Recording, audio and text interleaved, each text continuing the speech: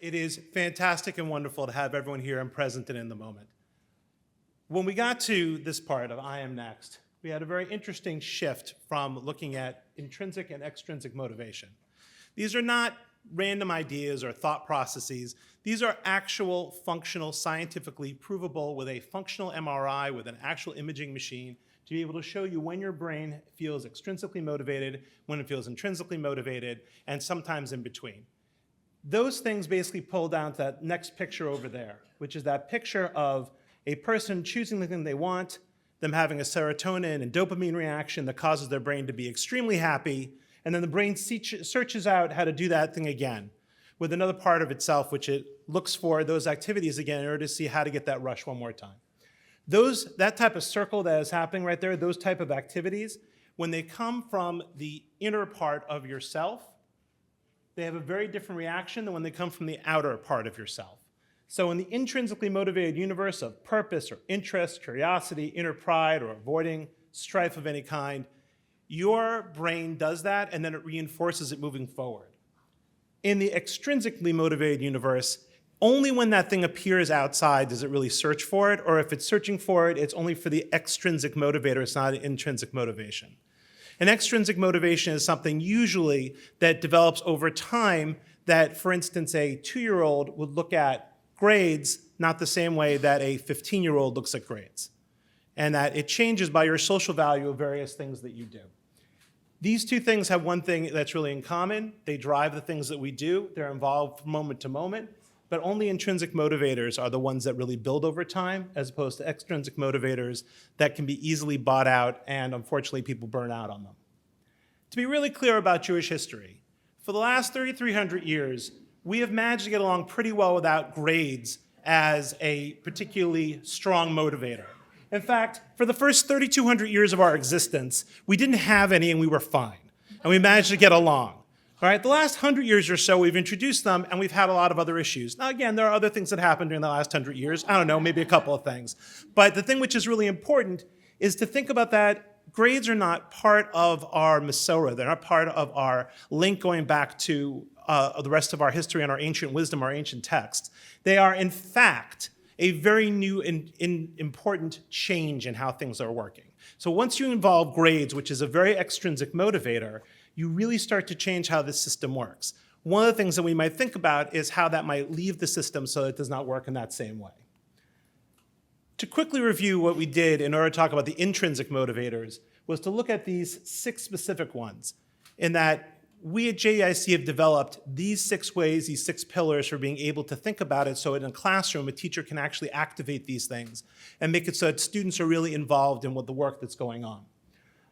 Autonomy is really about being able to have and choose your own pieces. Relatedness is your deep, safe relationships with other people that makes you feel really close and connected. Mastery is one of those pieces that's not a typo. No, it is. It is a typo. But the piece over there is being able to get better and better at something, and that as over time, when you get better and better at something, it makes you feel really great to be able to do that. Purpose are the things you do with your hands, and which makes you, or yourself, that you do in order to have some meaning in the world, that you create meaning by the things you're doing. Whereas significance is the idea that you, just by your existence, have this value and amazement that really connects you and moves you along. And lastly, self-preservation, which is the idea that you will avoid things that cause you pain or strife or other things like that, and that you're motivated to do so. For the people who want to use the language part of the brain, so the picture part of your brain, take a look at the picture here so that makes it clear and be able to remember these pieces. So we've had a review of that part. But the most important thing about intrinsic motivation is it's not necessarily one thing. It's not only that I'm related to someone. It might be I have autonomy and I feel relatedness to someone. It might be that I also want to avoid another choice. Human beings are complex. It's not just one particular intrinsic motivator, but in class you can actually push buttons on certain motivators here in order to get people to work in certain types of ways. Now, one of the people who really worked on this was Csikszentmihalyi, and yeah, I practiced that. I'm good. Whose name here, by the way, fun fact, is 39 points in Scrabble, if they had proper nouns, which they do not. But the most important bit about him was, starting in the late 80s and early 90s, he started to do work on the question of what motivates creativity and play. People do that a lot. And they don't do that because they're paid to or because they get rewards in that way. Why do they do these things? And starting in the early 1990s, when he started doing peer review work, he started being able to point out that if the challenge of something was a certain focus, a certain idea, and the skill you needed was a certain development, that over time, you can look at that little fan there, you get to what's called flow. And flow is the idea that I literally am in a zone where I have lost track of time, I have lost track of other things.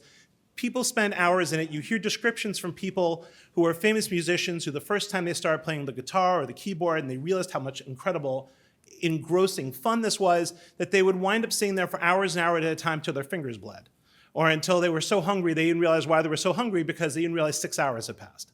That is the idea of flow. Now, the problem that people have for flow is this. It's not that this isn't a great idea and that we all haven't experienced this as people in the world, but there's something a little strange that moves on. If you want this to happen in a school and you want it to happen with students, you need to figure out a way to do this from 10 to 10:15 when I'm doing math. Or at some point in the afternoon when the kid is more tired, how do I get the kid into this kind of state when they're doing this? That was one of the struggles that started happening, which is why you see a lot of the early work on motivation that you see with Carol Dweck is about achievement motivation because it was differentiating from play motivation. She was calling it achieve motivation, those type of things. And what you start to see as it moves forward in this is this concept that they're trying to figure out how do we get kids to do this kind of flow state, but in a classroom when the teacher is going to be there in order to be able to guide what's going on. And that's when you get to Philip Schlechty.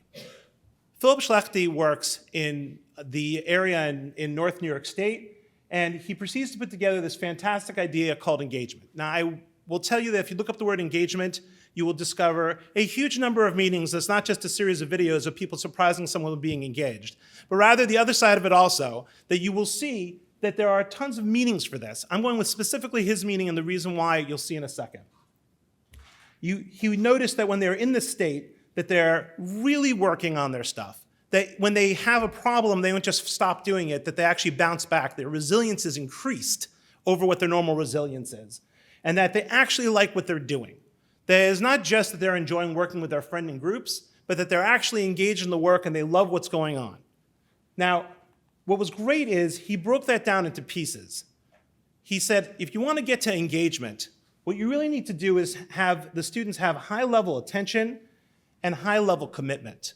Now, the high-level attention is that the student is focused on this task and they're not getting distracted, and whatever those coping skills might be for people who have attentional issues, but that they're really focused on this in that way. In fact, a lot of people who have ADHD have a flip side, which is hyperfocus, and that's where this comes from in this particular regard. It's the same part of the brain, just flipped on the other side.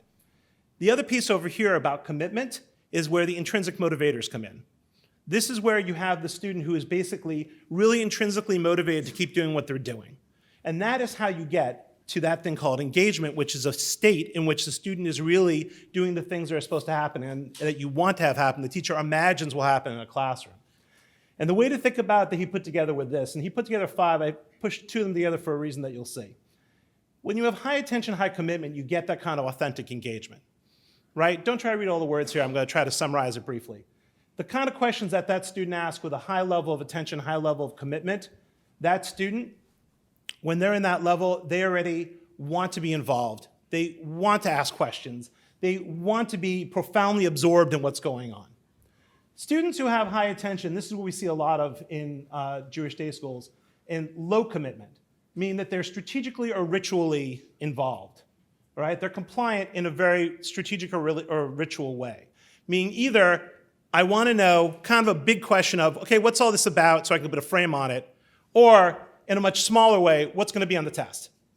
All right? These are the people who are, their involvement in this is not because they hate it, or they're just not committed to this.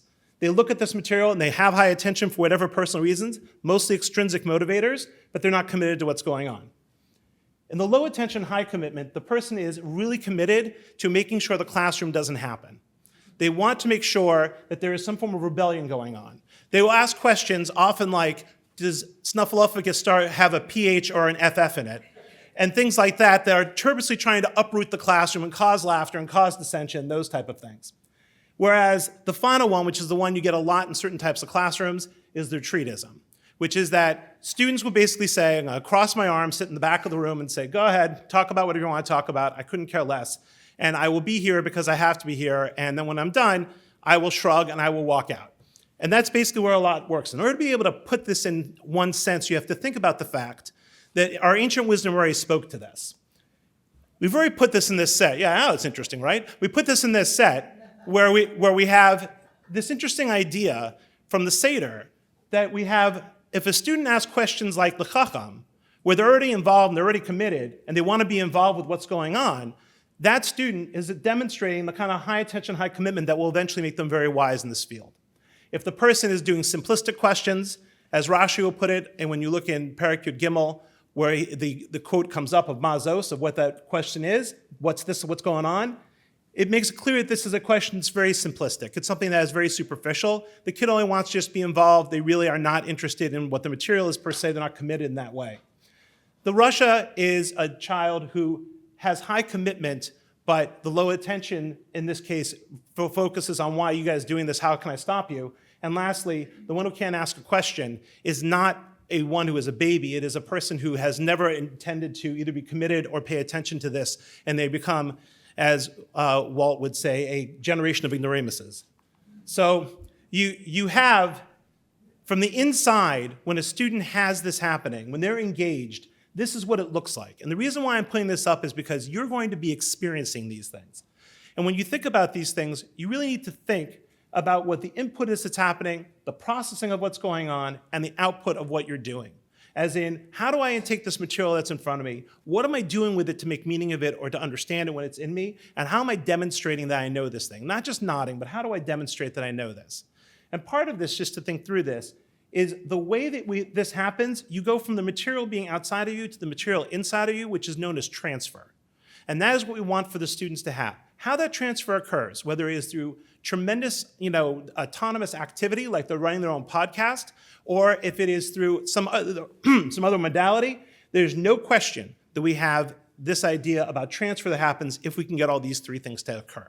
So one other thing to make very clear also is we have in the guidebook, we have as part of the resources, a wonderful set of explained terms about how we define all these educational terms and how they work.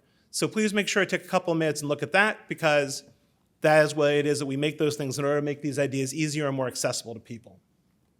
Finally, I want to talk about what the major takeaways are that I want you to think about from this particular opening. Engagement is the next phase after intrinsic motivation. Intrinsic motivation can get you to the room. It can get you on understanding what's going on. But in order to actually do the transfer, in order to actually make that holy moment that Manette talks about, of when you go from what is known in our Masorah to what the student is really grabbing, that particular moment, that's engagement. That's what happens. It's not just motivation, it's engagement.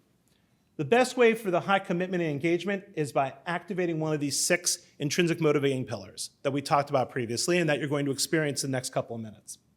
And the best way to get the high attention is develop habits of mindfulness, relevant and personalized tasks. And like I said, take a look in the guidebook for one of the resources, which will explain to you what individualized learning and other things are that we're talking about in our convening this couple hours. Most importantly, in my mind, engagement is smart, meaning that it is not just a random term that you throw out in an open house in order to tell people what you're doing in your school. It is an actual activity in which you look at that as specific, measurable, attainable, relevant, and time-bound. That this is what we're doing at this point in time in order to be able to make that kid get into a semi-flow state in order to do the things they're supposed to be doing. Finally, at IR24, the experience of engagement focus on modality and reflect on your own input, processing, and output. The most important thing is that this convening is not about one idea or one concept. It's about you searching for something that you can answer that you haven't had before. It's about you looking at the material that's here and saying, well, I may have done this before, but there's something new about this. Or there are people here who are doing it very differently. We've gathered in the room a group of people who normally don't get together in the same place. So I ask all of you to open your minds, open your hearts, and I look forward to learning with you over the next 24 hours.